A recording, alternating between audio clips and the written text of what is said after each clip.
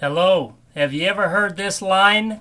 The safest place to be is in the center of God's will. I think that's crazy. I don't think that's reality. And that's part of mistaken thinking. It's that kind of thinking that causes me to believe that status quo missions won't finish the job. That's right, it's mistaken thinking. Bad thinking results in bad action, or wrong conclusions result in wrong priorities. You know, I heard a teaching one time by a leader, his name is Joe White. He said this: "We serve a dangerous God who will send us to dangerous places to do dangerous things." As I thought about the statement, I first kind of wondered, wait a minute, is that true? But then some stories from the Bible came to mind. How about Moses and the Red Sea? That was dangerous. How about David and Goliath? That was dangerous.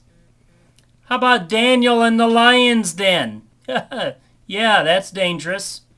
Elijah and the prophets of Baal. Paul going to Jerusalem.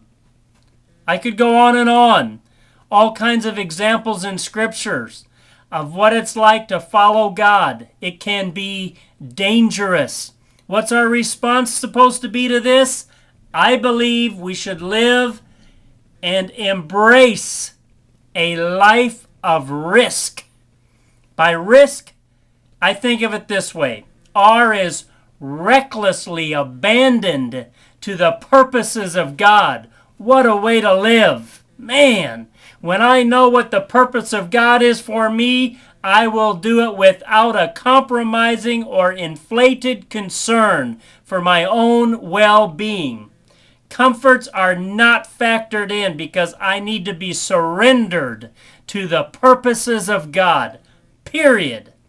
That's the R, recklessly abandoned. How about I? That is immediate obedience to the will of God. You've probably heard this said, partial obedience is disobedience.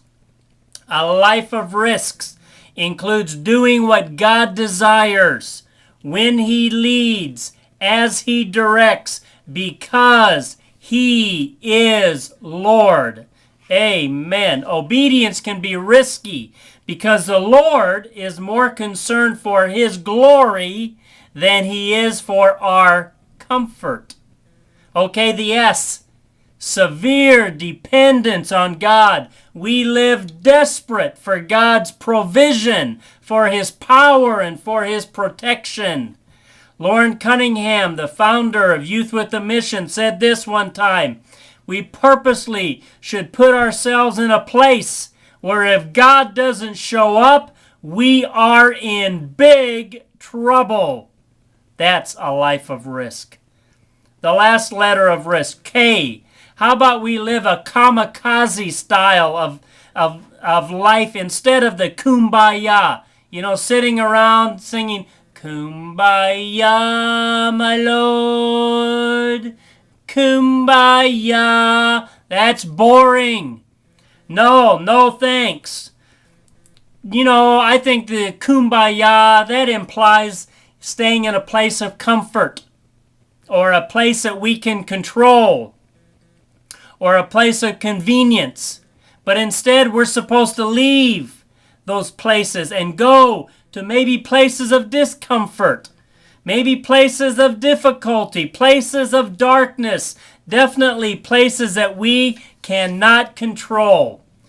Okay, so what's the problem here? The problem is we love places of comfort and convenience and where we feel like we're in control. But what's more common among Christians today? What do you think?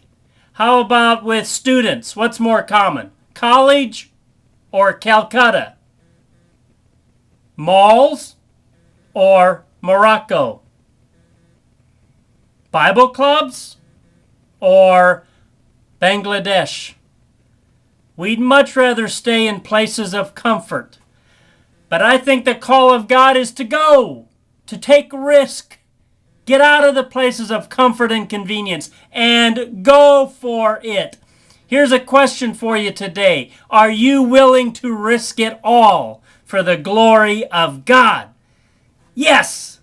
Yes, I hope that's your answer. Well, you can read a lot more about taking risk and how this mistaken thinking of safety, how it's really hurting the work of missions. You can read more about it in my book, The Coming Revolution.